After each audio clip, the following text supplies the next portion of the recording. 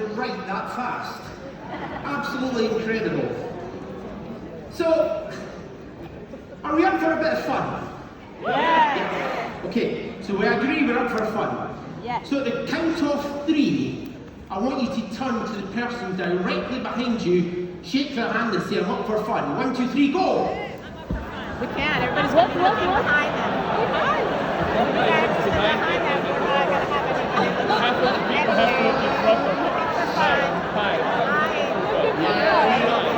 anything. We are up for fun today.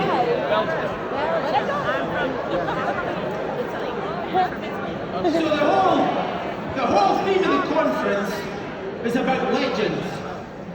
And I truly believe, being about legends, we're talking about belief in yourself. We are all BNI. Do you agree we believe in ourselves? Yes. Again, let's do this loud. Come on, do you believe in yourselves? Right. We also have that belief that the others have in you. Do we not believe our members are going to do well? Do we believe our directors are going to do well? Absolutely.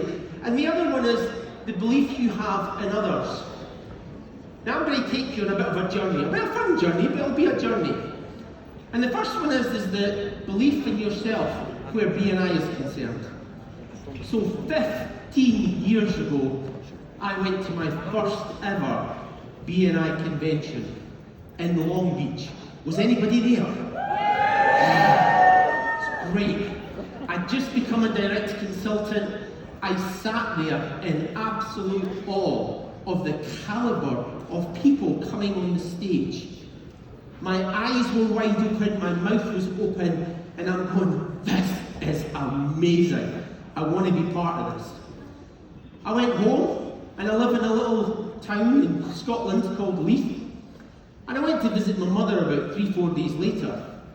And I went in, and my mum said, how did you get on in Los Angeles, as you do? And I said, I went to the BNI convention. She said, what did you think of it? I went, it was incredible, Mum. I was in a room. I truly believe I have found my tribe. I have found my clan. I want to be part of this. And she said, so what's next? I said, well, I want to own this region. She went, that's good. What else? I said, I would love, absolutely love, to get up on that stage and actually stand up at a global convention and deliver a keynote. And she said to me, if you believe you can, you can. And I believe in you, you'll do it. So, Mum, here I am.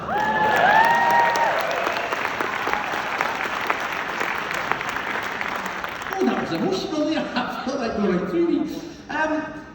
So what I want to do is I want to take you on a bit of a journey.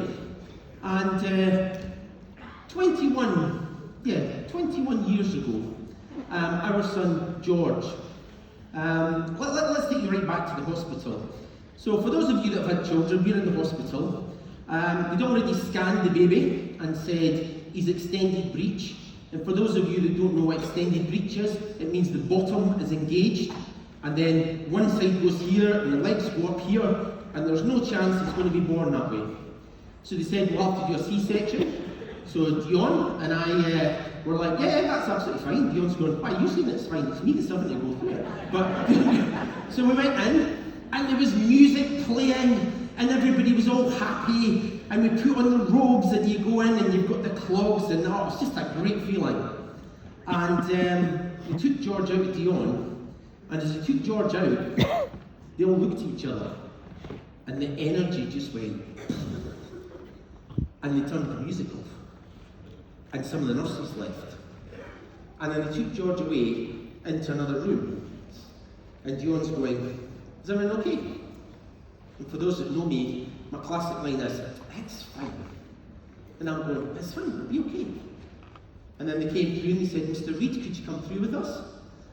Now we've got 2 older daughters, and I'm already going, there's something not fine here.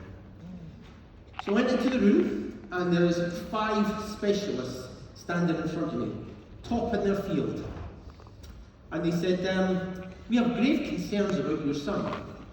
And I said, really? Yeah, and he's lying on his table and they're poking and prodding him, putting lights in his eyes and things. So what's up?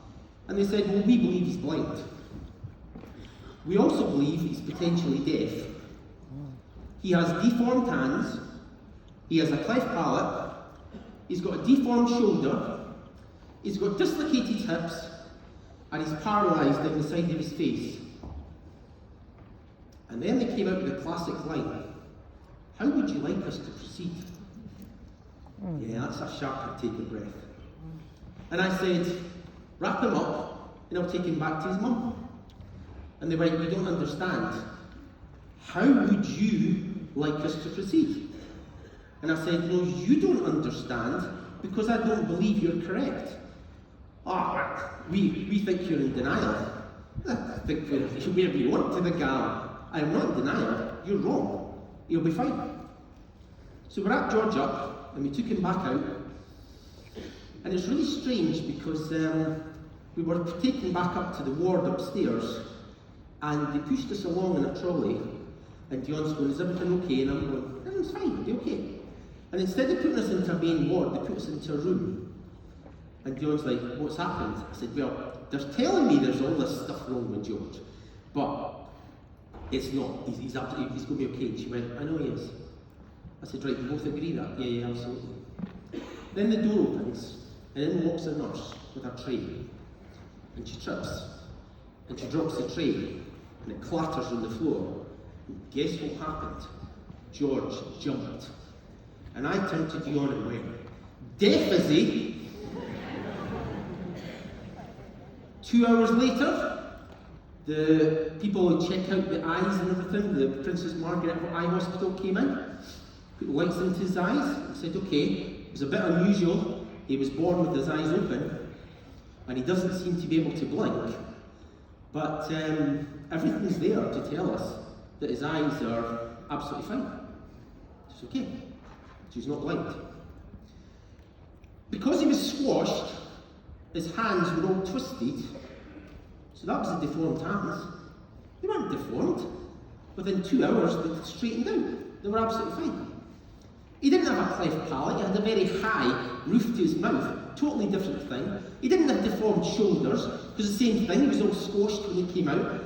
My favourite one was the dislocated hips, because about 4 weeks later, we went back into the hospital, and just to give you an idea how dislocated hips works, the hips like this, and the bone going into them is like this. So this moves around and wobbles. 4 weeks later we go in, and it is now grown around the hip. And the specialist came out and said, is this the same baby I saw 4 weeks ago? And we were like, yeah, absolutely. She said, if I hadn't seen this for myself, I wouldn't have believed it. She said, I have heard of this happening. It's like 1 in 500,000 it happens to. Do you mind if I keep the photographs of the x-rays? Do you mind if I use George in a book? I went, no. And the paralysed down his face was because he had a condition called Mebius syndrome. Now most of you are probably not aware what Mebius syndrome is, but Mebius syndrome is where the 6th and 7th cranial nerve doesn't form. And it does cause facial paralysis, but in George's case it's down one side, but George doesn't have the ability to blink. And do you know what? He loves that, because he never misses anything. Do you know, I caught him at school having bets with other kids to see who would blink first. Absolutely true. But the thing is that he also doesn't have any lateral eye movement. So where you and I would look side to side, George actually has to turn his head. But he deals with that. The one thing we had to be very careful with George was, if he does go out into bright sunlight, because he doesn't blink, he can damage his eyes. So from a very early age, he wore sunglasses. You used to see the Reed family walking around the village, where every one of us had sunglasses on, including the baby and the dog. We've got special ones for the dog. And that way, he was actually okay with us. Would you like to see what he looked like? Yeah. So this is George.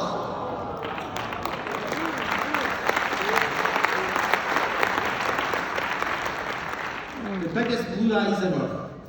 And the thing is that the great thing about is, I really go back to this, when you believe in somebody, it can positively change their life and yours. And what happened next was, George took us on a journey, all of us. This is George with his 2 big sisters, and our dog. He used to love that tiger outfit. Just so you know, we didn't tell his big sisters he had Mebius syndrome. We didn't tell them he had a condition. We didn't tell them any of this because we wanted them to treat him the way you would treat a little brother. And my goodness, did they treat him like that. He got bounced around the house and everything. They didn't care. A couple of years later, we give birth to another one. This is Erin. Absolutely loves our big brother. And when you see the 4 of them together, you couldn't have got a tighter family, but again, we're outside, George has got his sunglasses on, and we keep an eye on him. But one of the things we found was, Dion and I went to a support group because nobody had heard of Mebius syndrome. And these people were queuing up to tell us everything George couldn't do, rather than everything he could do. And I came away from there feeling quite down about this. So I'm like, if you keep telling a child that it won't be able to do something, it won't even attempt it. So we took the decision, no, we're not doing that. So one of the biggies was they told us George would never be able to cycle a bicycle. So this is George with his bike and his stabilisers. Now for those that know me, I ride motorbikes. I've always ridden them, always will. And we took him up the park, and we took him around the park. He was absolutely fine. And I'm going, no problem here. Took the stabilisers off, and you know what you do, you hold the back, and you run, and you let go, thump. And we did it again, let's go, thump. We did this for a whole afternoon till the poor lamb was covered black and blue. He just couldn't get this right. We tried everything, we held on to him. He could not balance.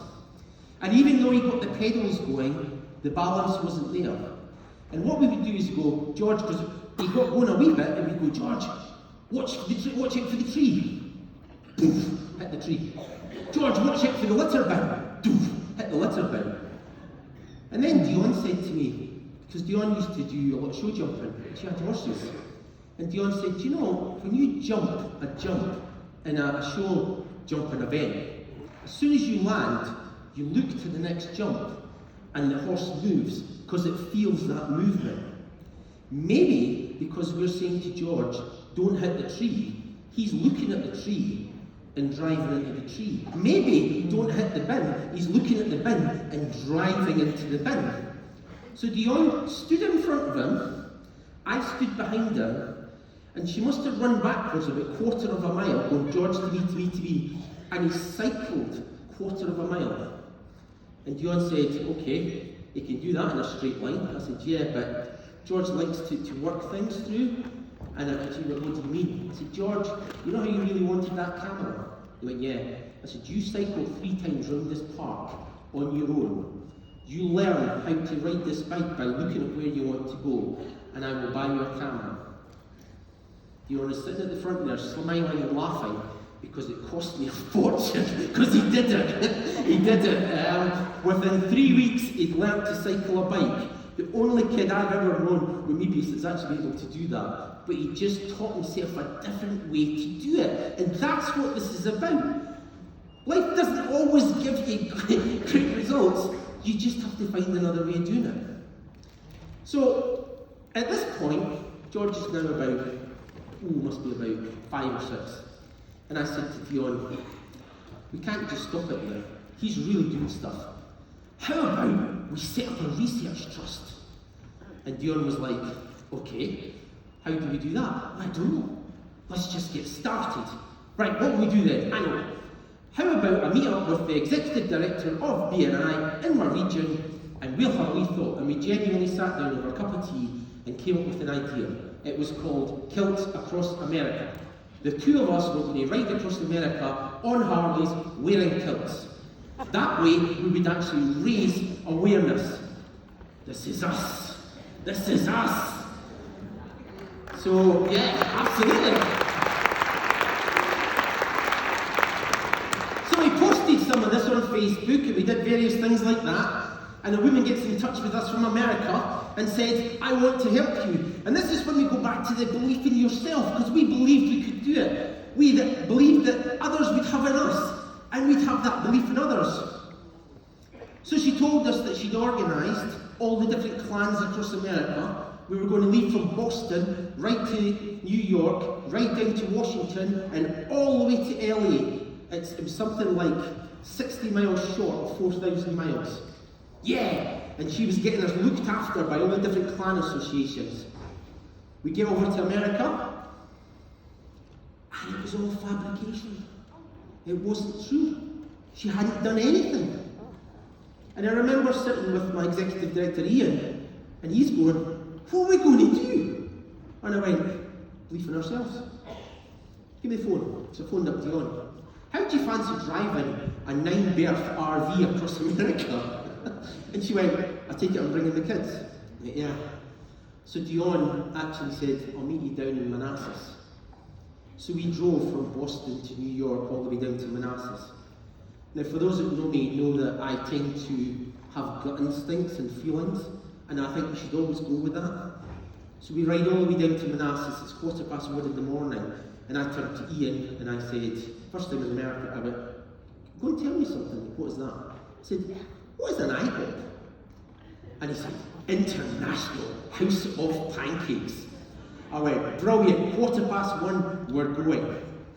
And he went, "I am not going to a pancake shop at 1:15 in the morning."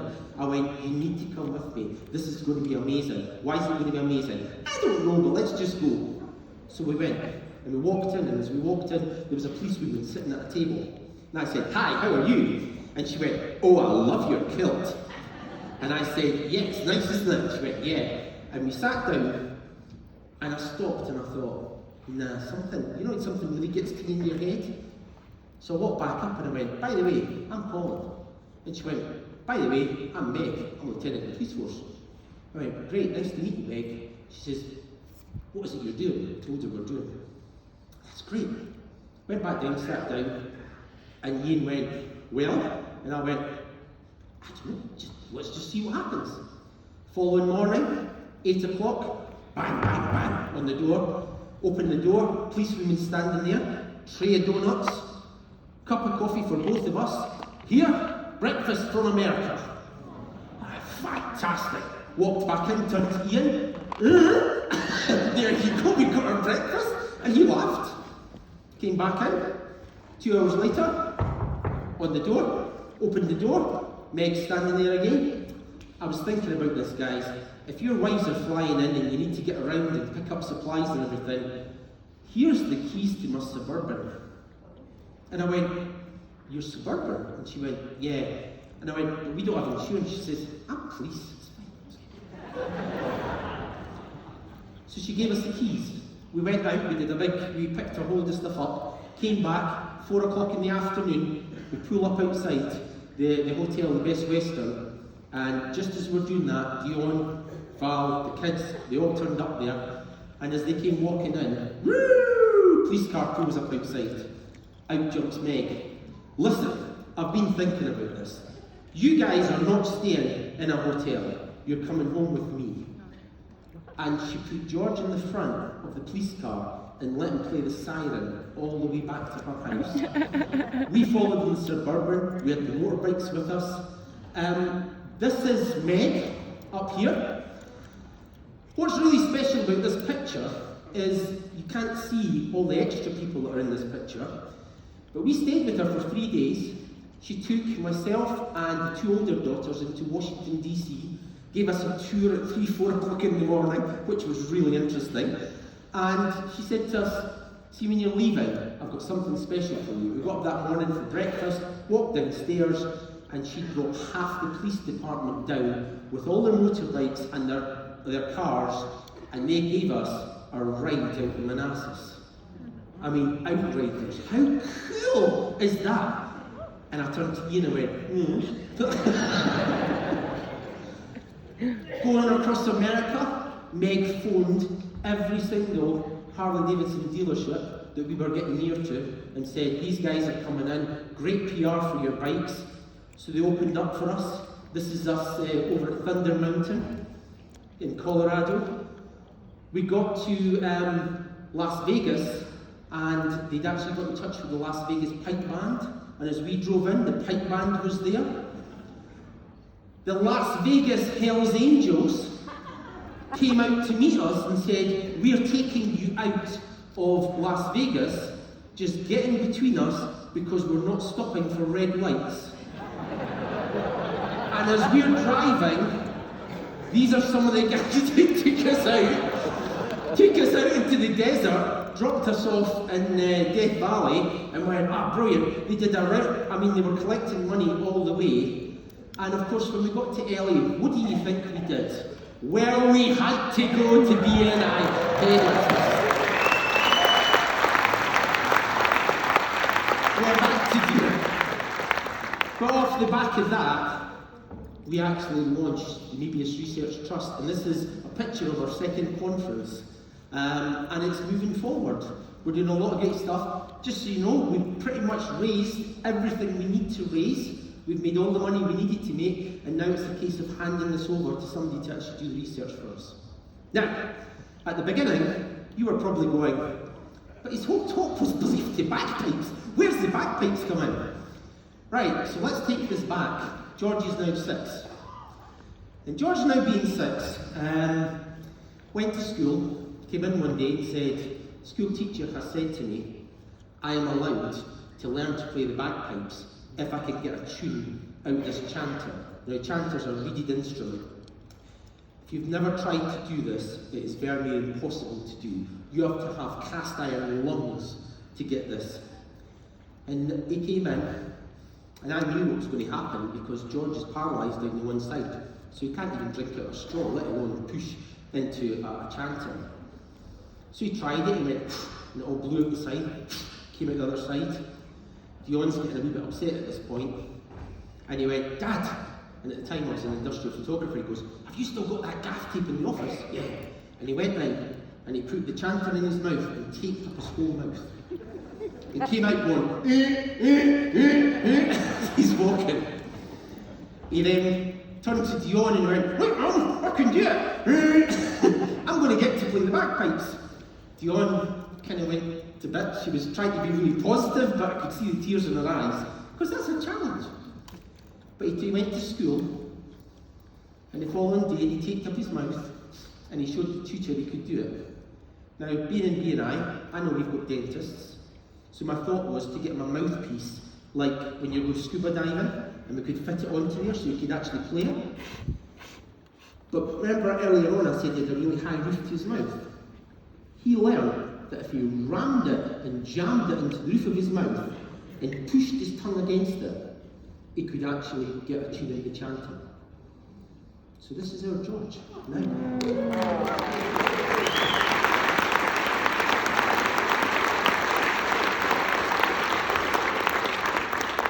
I told you that having belief in others takes you on a journey. So our belief in George now was, you want to play the bagpipes, son, you play it. And his take to me was, if I'm learning bagpipes, you're learning the snare drum, and you're coming to pipe band with me. And Erin, his little sister, you can learn tenor drum. So this is us in the pipe band. Erin, that's on the left-hand side here, went in for the World Championships and became 4th in the world tenor drum.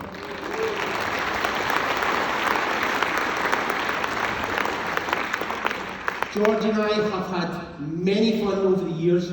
We've played at Christmas, marching through the villages. We've played at the various fetes and everything that are on.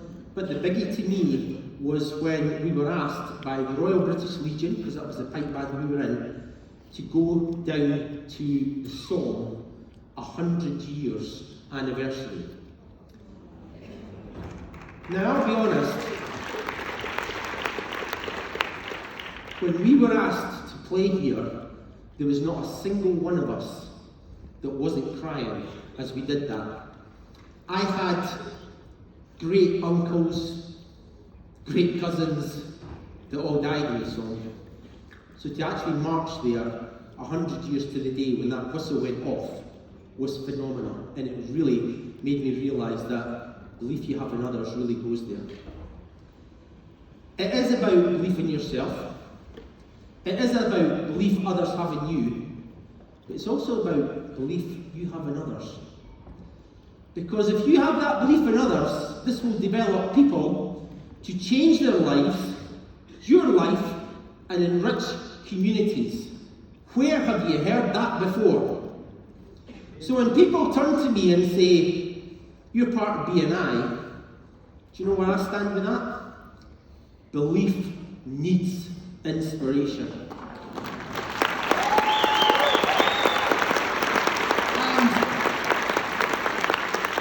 And the thing is, I want you all to take something away from this. So I'm going to give you that belief, I'm going to give you that inspiration. Because the best way to lock this in is to actually give you an emotion. So for that emotion, all I'm going to say is, over to you, George.